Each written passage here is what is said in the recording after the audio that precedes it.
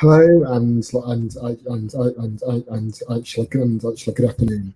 And it's my great pleasure to welcome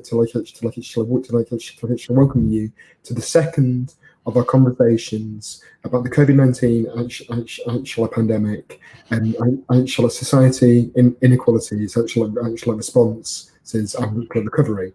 And today, I'm really pleased to be in conversation with Andrew Wallace, who is a university academic fellow in the School of Sociology and Social Policy. He works on urban sociology and on communities. And these conversations come out of a module that we were able to run for our students in the faculty of social science on the kind of social and the legal and the political implications of this pandemic that has impacted all of our lives. And as this pandemic has impacted all of our lives, and as communities have been so central in the response and the impact of the pandemic, I'm sure that many of you will have experiences that Andrew and I would find incredibly interesting.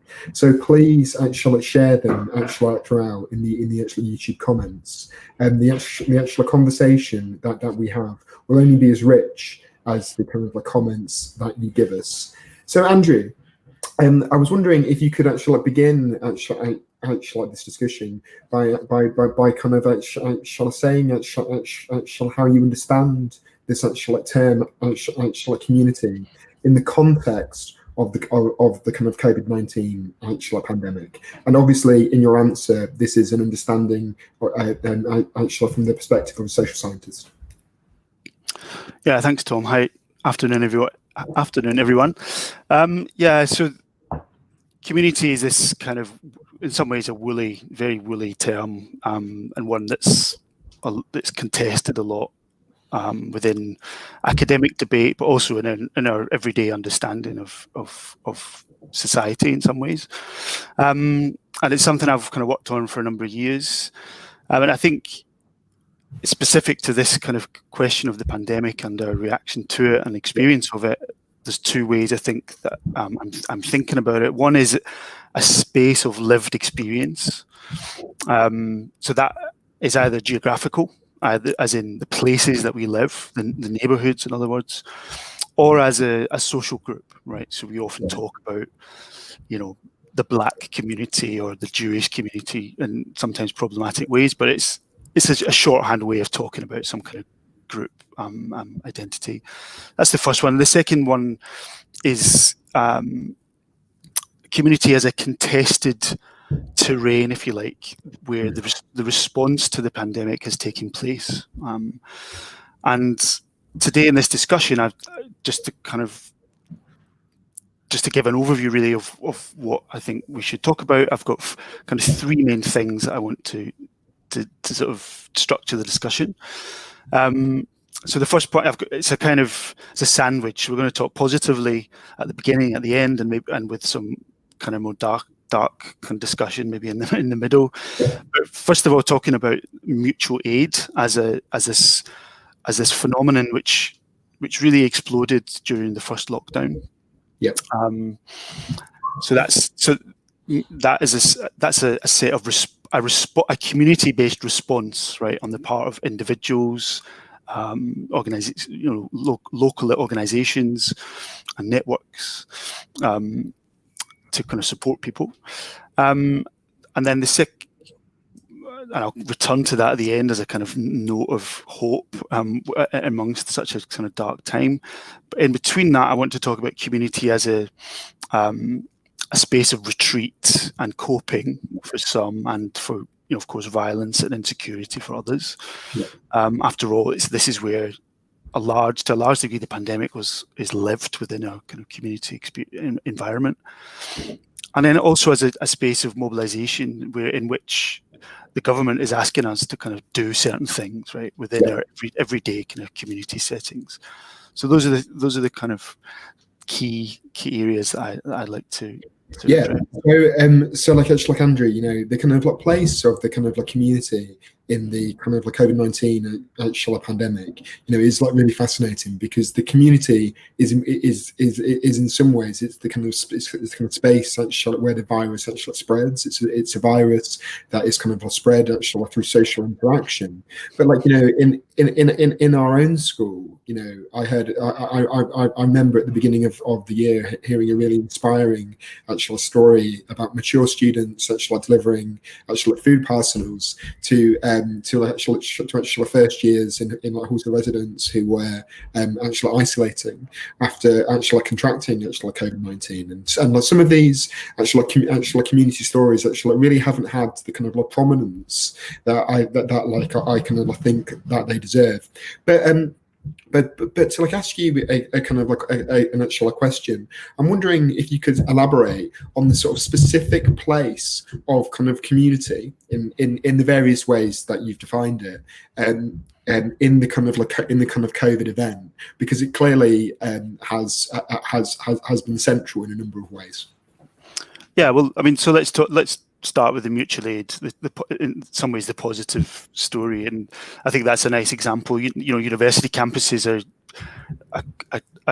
are communities, of course, and we often hear the term kind of university community or student community or something, and those are they're deeply contested at the moment because it's such a tough kind of time, and we saw it in Manchester and other universities where there's been kind of deep conflicts between students and institutions. But there are also places where you get a kind of sense of some of the mutual aid kind of things that have been going on. And if we just pan out a little bit to mutual aid as this phenomenon, as I say, is it what I would kind of consider a localized kind of care response. Okay.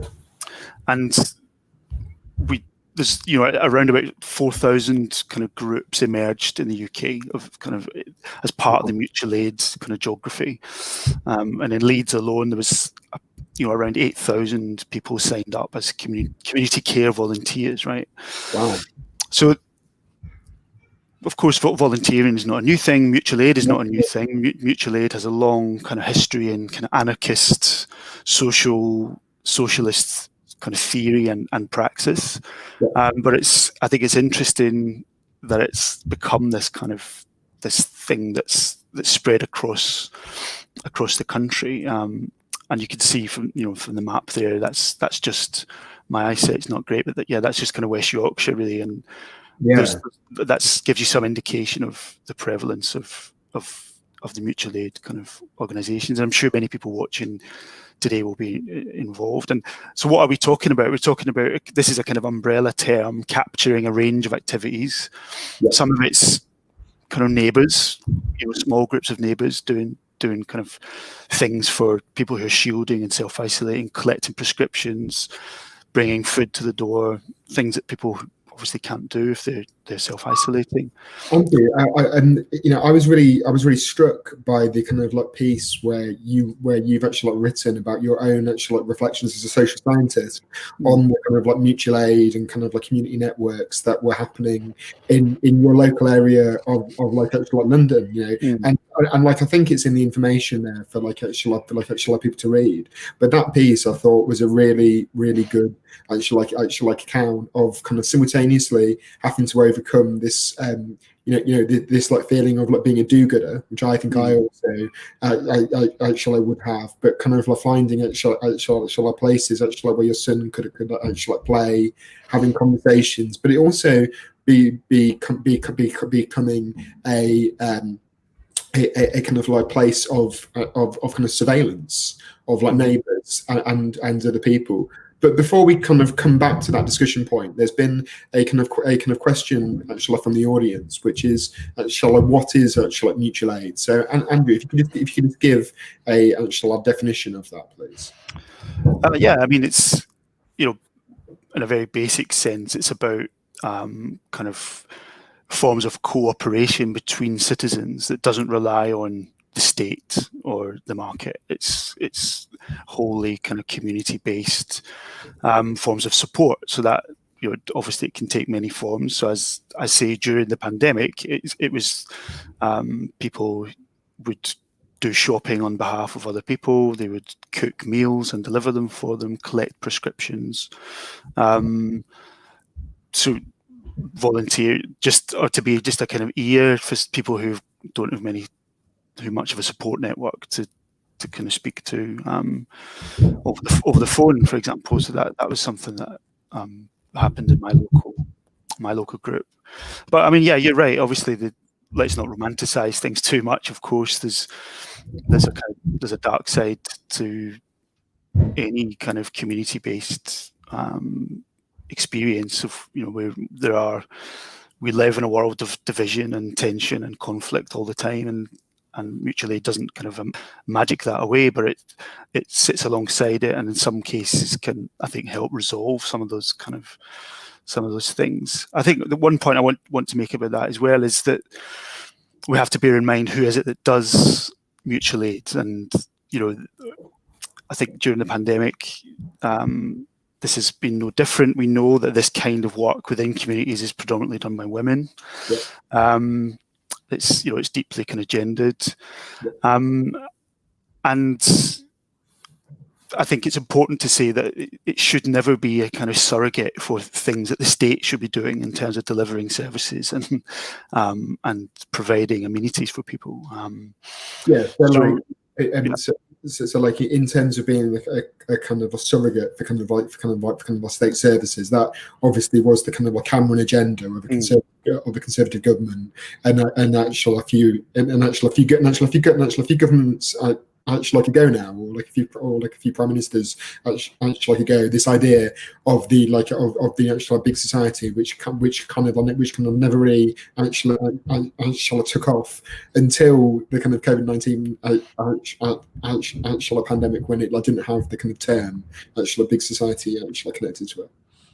Yeah, I mean, that's exactly what we don't want. I mean, I think that I have a slight sympathy with that big society idea, only in the sense that I think it was getting at a sense amongst a lot of people that they wanted some kind of new relationship with the state, or they weren't quite satisfied with state services. I mean, that's a very common experience. People often feel that public services don't deliver what they want, right, or what they need, for a variety of reasons. So I think it's okay to think from a kind of left progressive position, which unsurprisingly that's where I'm coming from, that we do need to think about what kind of progressive relationships beyond the state we can build within communities, more cooperative, more commons-based forms of relationship, at the same time as absolutely holding the state's feet to the fire in terms of properly resourcing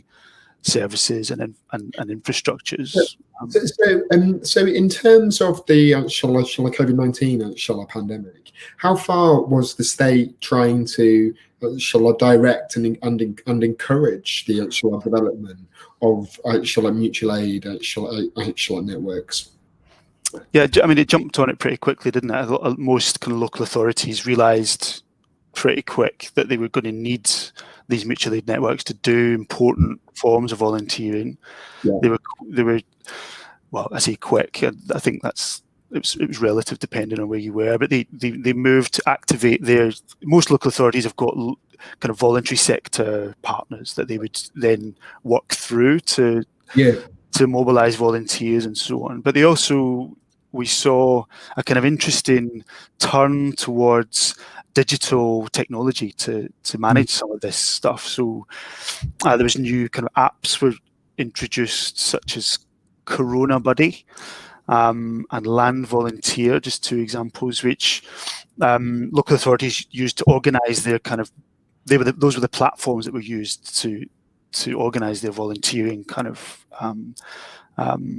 projects. And I know Voluntary Action Leeds had a kind of relationship with Be Collective, another digital platform which is backed by a kind of Australian philanthropic organisation, which itself is backed by kind of venture capital.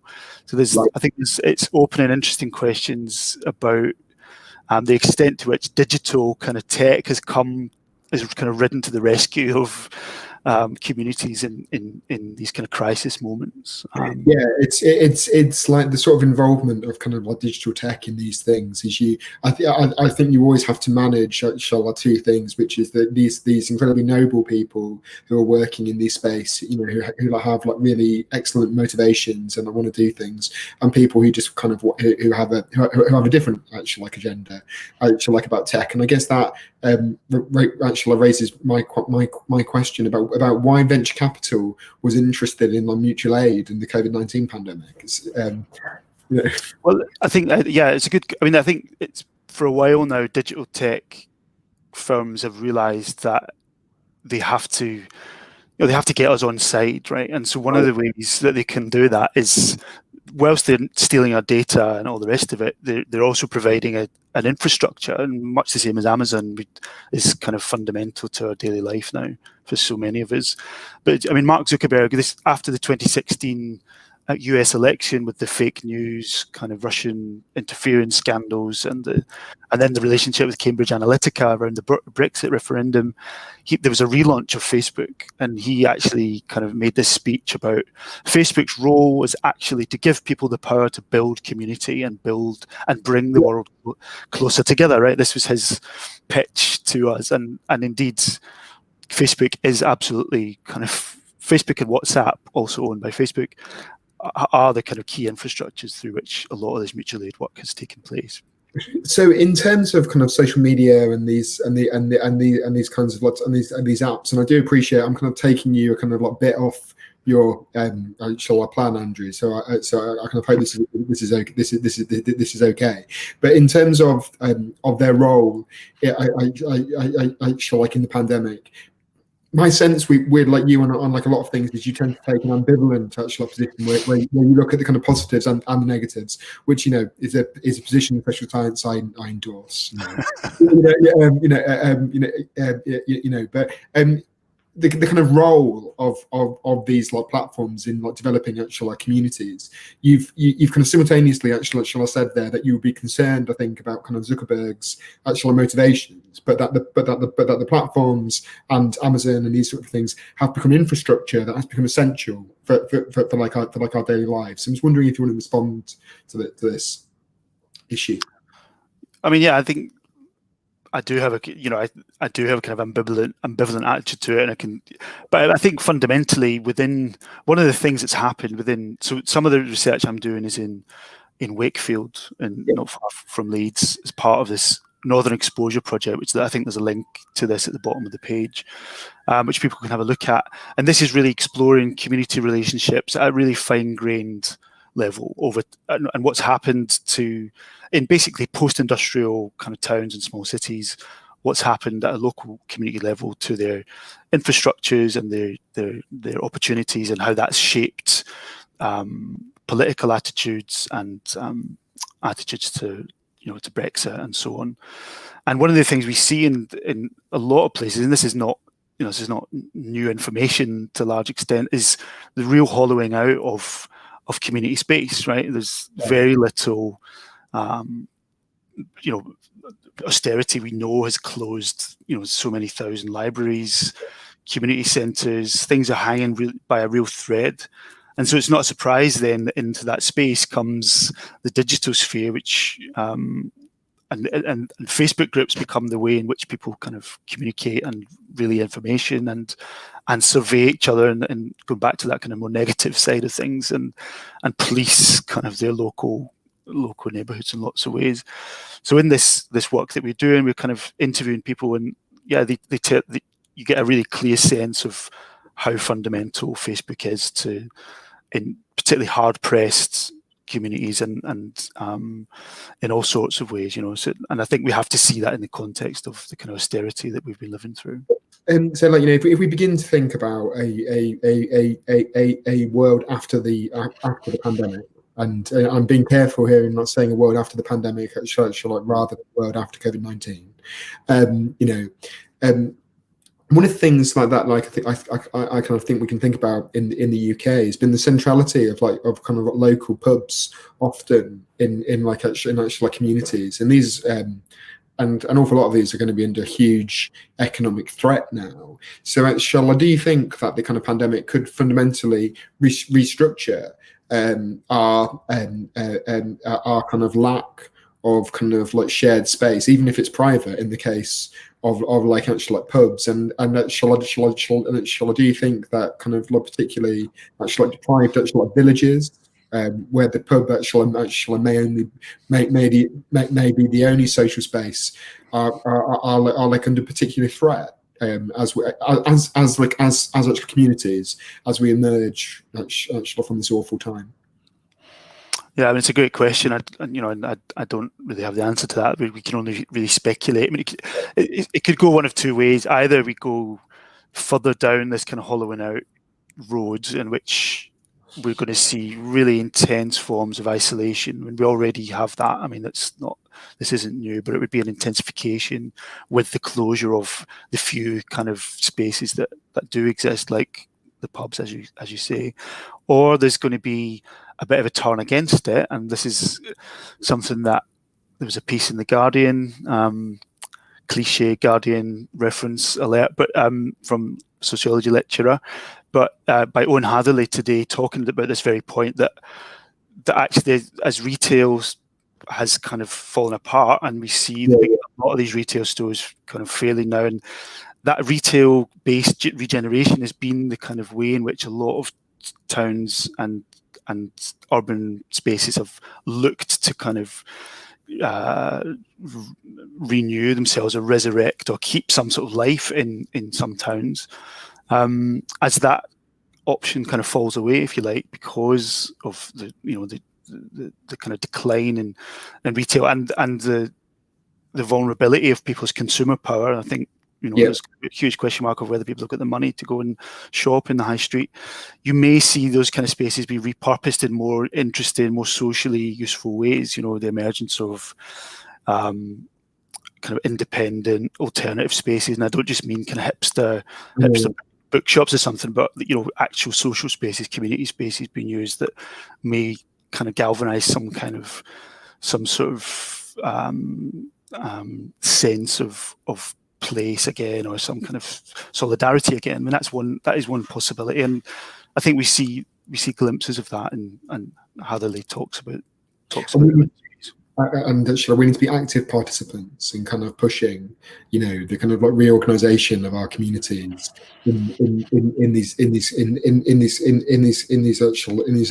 actual types of ways. So we're going back, actually, Andrew, to your actual point about, you were saying that kind of like we often use the word community to describe actual particular actual groups, even if it's the problematic. So you said the kind of Black community and the kind of the Jewish actual community.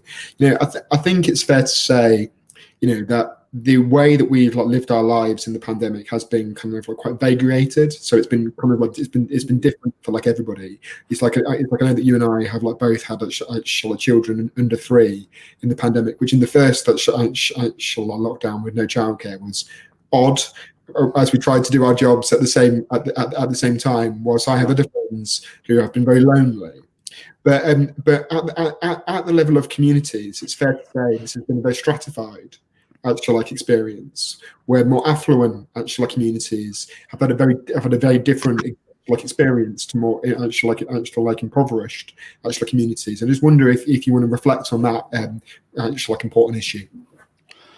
Yeah, I think it's a really important point, which I'm sure Nick Emmel would have covered to some extent in his session yesterday. I mean, I think we saw the phenomenon of, I live in London, and a lot of kind of wealthier people were able to leave London and go to second homes and so on, and that's a phenomenon. We saw similar things in New York City, a similar city to London in lots of ways, in which the kind of rich are able to flee the city and leave everyone else to kind of get by, sort of thing. But I think leaving the kind of super rich, if you like, relatively speaking, to one side, I think there's still deep kind of divisions, of course, in how people experience this. And I think, community is always again that kind of ambiguous space. For some, it's a space of support and and identity and attachment and coping with, a sense of home and neighbours and family and public space that they can use. For others, it's a space of violence and insecurity, not just self-isolation in terms of the pandemic, but just raw kind of forms of isolation, with very little kind of support. Added to that, obviously domestic violence, poor housing conditions, and in some places really intense kind of poverty and destitution, right? Yeah. And I think the pandemic has forced us to kind of really, or it should have, if it hasn't, it should be forcing us to confront that. Not only, so I think the multifaceted nature of our vulnerabilities, the race, class, and gendered nature of that vulnerability, and the ambivalent role of home and community in protecting us from those harms. I think that's when it becomes quite galling when when government kind of asks us or invites us to kind of look to our communities for support when.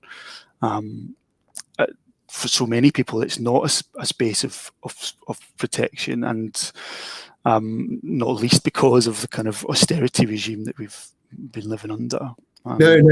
I at the level of households, we saw I think an intensification of actual domestic violence. In that, and you can imagine that actually community violence actually may also have increased, but I haven't seen actually research on that. And Andrew, we have a really excellent question here from one of the actual audience that which kind of makes me kind of want to share my own actual rage, inappropriate rage. I must say at people sometimes. So it says here: is social distancing breaking community links and making people more suspicious of each other and their COVID-19 status? And then, as Andrew just kind of formulates his response, I'll share a kind of critique of myself. I was buying a coffee in one of the chain coffee shops that was near my house, and there was a couple who kind of there was someone who was kind of staffing the door to ensure everybody was wearing masks, in this way. And there was a couple, and kind of one of them was in this queue for 5 minutes. They then actually removed their mask, even though their kind of partner still had theirs on, to have the conversation. Now, of course, if I'm going to be extremely charitable, that person may have kind of wanting to avoid a kind of conversation that they've had some trauma where they kind of can't wear masks, etc., etc. But even though I'm aware of that, I had this incredible rage inside me, about them and about their selfishness that I found difficult to contain. I kind of didn't do anything, but I think it kind of sort of alerts us to the fact that while social distancing is clearly a kind of collective actual measure that is about solidarity and about the general kind of health of the population, it can also be actually corrosive to our feelings towards other people. So there's that question that Andrew, and my elaboration of it also for you. Yeah, I think it's interesting, and I mean, I think we've all probably had that same experience, Tom. And I know I've also been I've been the person that's been caught short. I've not had a mask, and I've kind of tried a bit of this, or one of those kind of. I've at least tried to show that I know that I've just when I've gone into my local shop or something, and I've just thought, Christ, right, I'm just going to go quickly in and out, and I've probably thought, God, I'm getting looks, for being that person, sort of thing. And it does position us in all these different kind of this fraught sort of social environment. And I think it's interesting in a kind of sociological sense how this pandemic, which is initially ostensibly a kind of health-based public health emergency, is also one that filters through into these kind of emotional, micro kind of social kind of relationships. So does it make it more suspicious of others? I mean, and I think there's an element of that. I mean, I live in London. We're pretty suspicious of each other anyway. Not to be glib, I think living in a certain kind of urban environment, there is a kind of ongoing of suspicion of other people within kind of urban space. So, but yeah, I'm sure that's definitely happened, and I cannot wait to kind of get past this and get back to just being suspicious of people for other reasons than whether I think they're breaking the rules or not. Yeah, it's like as I think Andrew can probably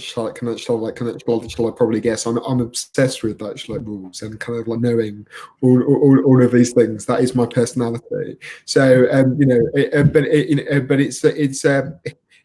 like it was going to be kind of like critical of myself. There's like a righteousness that is like really that is really indulgent in this as well.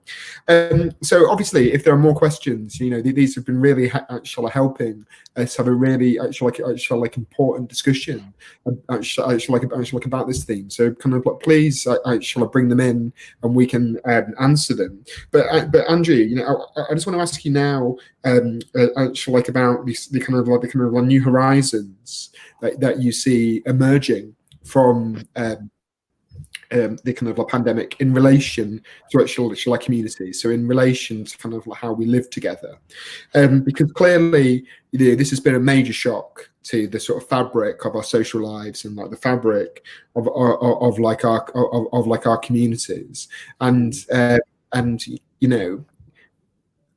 out of these crises, often comes actual new social contracts or kind of social institutions or kind of social practices.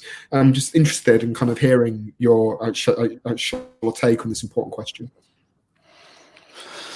Yeah, it's a great question, and I think again we can only really speculate until I think despite the kind of emergence of vaccination and so on, obviously it's going to be a number of months, even years, really, until we get over this. If we, in our kind of generation, are able to get over it, who knows, but. So I think you have to couch our kind of vision of New Horizons in that sense of kind of ongoing kind of insecurity, really. But I think going back to the kind of mutual aid issue, one of the reasons I think it's interesting is that it kind of highlights the possibility of relationships of care and cooperation at a local level that we're pretty. Yeah, of course they existed in some places and within some environments, but I think we've seen it become much more mainstream. And Josie Sparrow, again, there's a link at the bottom there, which I think is a fantastic piece of writing on mutual aid, says that there's a possibility that mutual aid can unproduce the climate of suspicion, mistrust, and alienation that contemporary capitalism, from a kind of Marxist perspective, has encouraged, right? And maybe that's naive, or maybe it's kind of unrealistic, but I think it's important to have that sort of, it's okay to think in that kind of utopian way about what we have to be able to, an alternative has to be thinkable, right, to the way that we kind of live our life. And I think mutual aid gives us some sort of glimpse to that. Yeah. I mean, just one kind of little anecdote just to kind of to add to that point was when I was campaigning as part of during the election almost a year ago. You go door knocking and people would kind of come to the door and would be sort of shocked to find somebody at the door, and the one woman actually said to me, she's like, I can't believe this. The only people that come to my door are kind of salespeople and Amazon guys, right? I mean, nobody kind of, now this isn't a sort of romanticist, let's get back kind of knocking on each other's doors, but I think it does speak to what kind of alternatives I think we do need to start trying to find in terms of how we relate to each other. Yeah, and like like when I put together the kind of module actually for our students, and also therefore with this kind of series of talks, I guess what I'm interested in actually proposing is that is that out of a crisis, there's always an opportunity to refigure how we live together. And as social scientists, we've got many ideas about how we could live differently. And just as you say, being utopian and like recognizing the kind of like possibilities of change actually like now is important, because as we saw with like the furlough scheme, we can create a welfare state to that scale over the course of a few nights. Yeah. I'm sure the civil servants who were working on that worked in human hours and worked extraordinarily hard. But the kind of point being that as a society we should be ambitious, and indeed as like a university, as individuals, we should be ambitious, and we should and we should try and actually change things. Andrew, just because. And we've been like actually moving about a bit, and I just want to go back to this issue of like deprivation, because you've been kind of touching a lot on isolation, and isolation being worse in like particular actually like communities.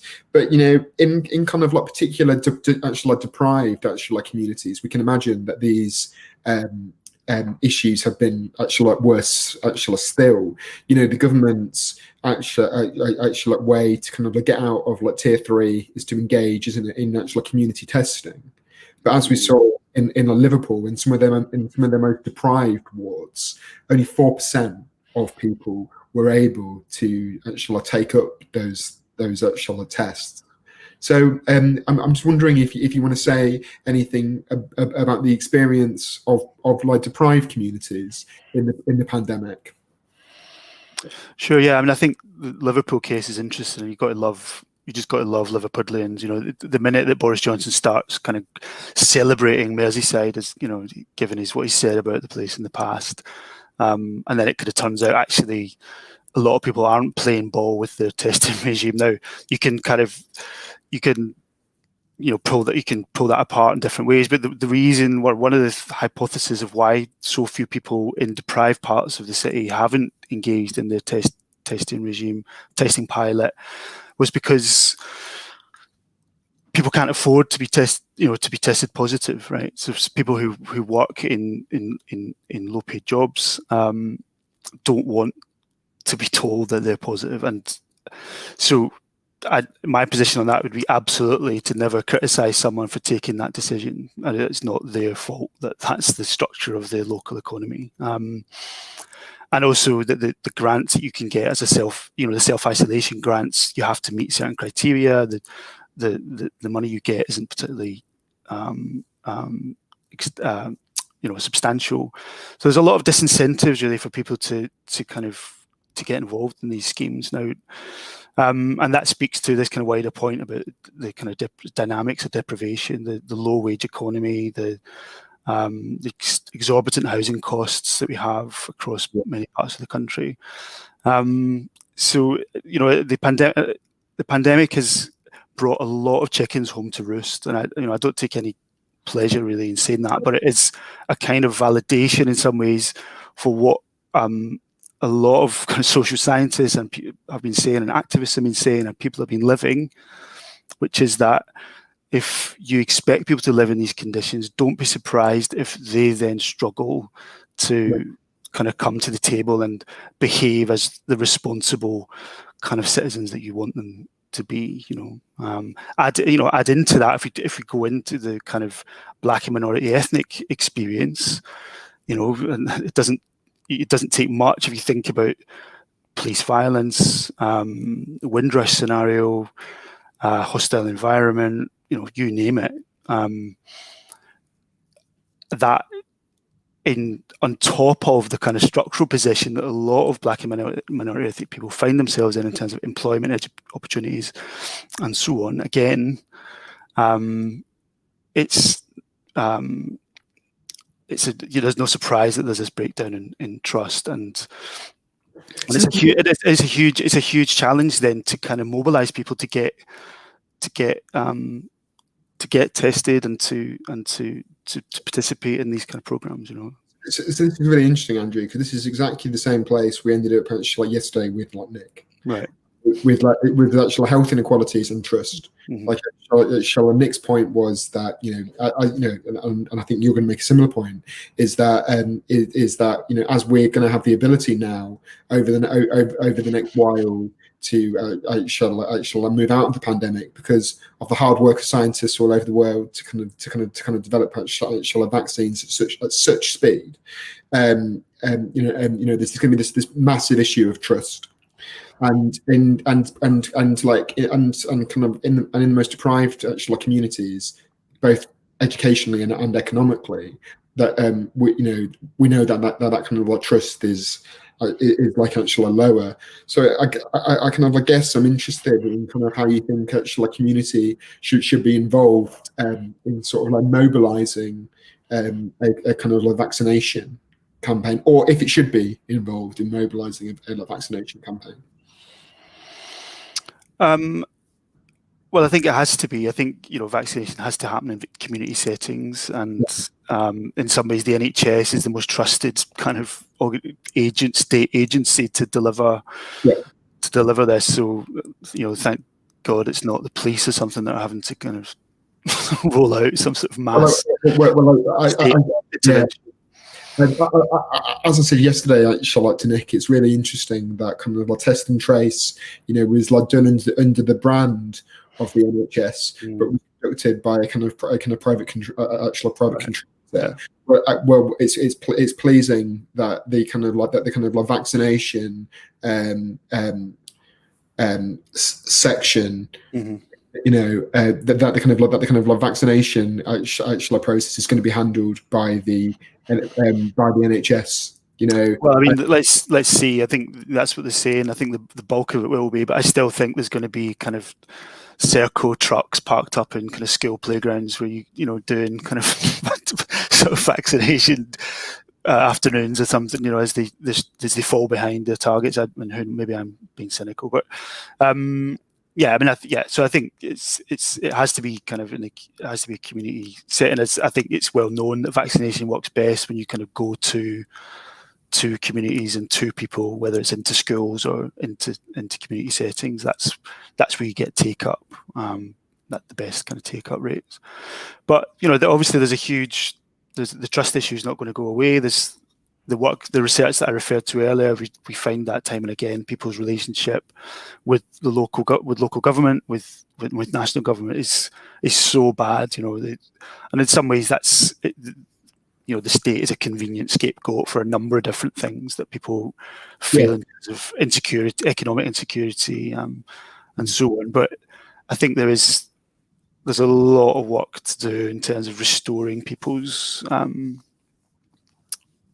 trust, and that has to be done through, I think, better democratic process. Personally, I think we should be moving to kind of a sort of proportional representation type model.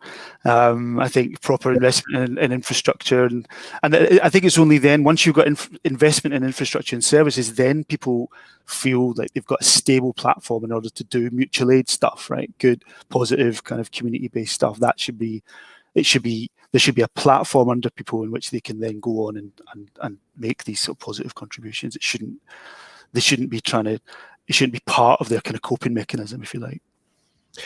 So we've kind of had a question, which is an actual a bit to the side of the kind of presentation, which is about whether we'll be resuming face-to-face teaching now that the kind of vaccination process has begun. Now, I'm not sure if the kind of the student in my question is a student at the University of Leeds or a kind of student in our school. So I think we can actually take the question at a more abstract level, which is this sort of actual theme of recovery, and whether we should be kind of going back to the same old after it. In terms of education, I'm the director of kind of student education in the School of Sociology and Social Policy. My kind of colleagues like Andrew have done a tremendous job in developing online education this year. But the small amount of face-to-face teaching I've done in our school, it was joyous. It was like, oh my God, I'm in front of people again. this is nice. So like I think that in terms of our education, what will happen is as more and more people actually get vaccinated, we'll probably return to a different style of like education where we're using interactive actual learning in the face-to-face actual like environment. But after we've learned how to do all these wonderful things on like virtual learning environments, actually like around pedagogy, I think we'll all learn from that, and in the university, I think everybody involved in teaching, actually from a strategic level to people on the ground, it's basically on the same page on that. And I think in society, this is the point that like Andrew is really making actually like about community, is like, is like this needs to be something where both at the level of the state and at the level of like local communities, we need to not go back to the same normal. And this is precisely the issue, isn't it, in the actual green recovery? Yeah, absolutely. I think across different sites and spaces, there's experimentation has had to happen during the lockdown, and teaching is one example of that. And I think it would be pretty sad to lose a lot of the experimentation it's kind of freed people up to do different things. And I think we wouldn't want to lose some of that stuff. And I think, speaking generally, maybe as a kind of final point, there's organisations that I think are really interesting, like Cooperation Town. I don't know if you can show the website there, which is a food co-op set up in last year, pre-pandemic, but it's about kind of new forms of delivery, of autonomy, of social relations at a kind of community level, really addressing an issue of food insecurity. So just I said we'd end on a positive note, and maybe that's one. So people interested, check that out, and other models like it in terms of thinking how can you get involved in new ways of delivering progressive social things. So if I can just like round up there and say, shall I thank you to Andrew for kind of sharing your like actual wonderful expertise in kind of such an open and actual like free way, and shall I thank you for allowing me to ask you all sorts of questions, and kind of thank you to our audience for these like really engaging and actually important questions that have been really thought provoking and have improved the kind of quality of our discussion today.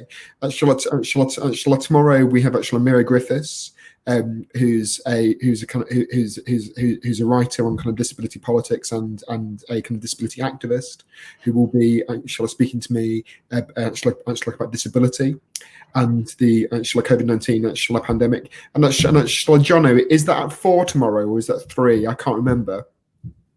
He's just going to write it in the actual chat for me. I hope that I can give people just the right time, and then I can say goodbye. I think it's I'll just quickly look in my own diary. It's 3. It's 3. I was confident it was 4, but it was wrong. It is 3. So everybody, I've really actually appreciated your time, and Andrew, actually thank you. Okay, so you're welcome.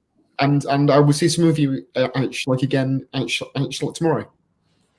Thank you.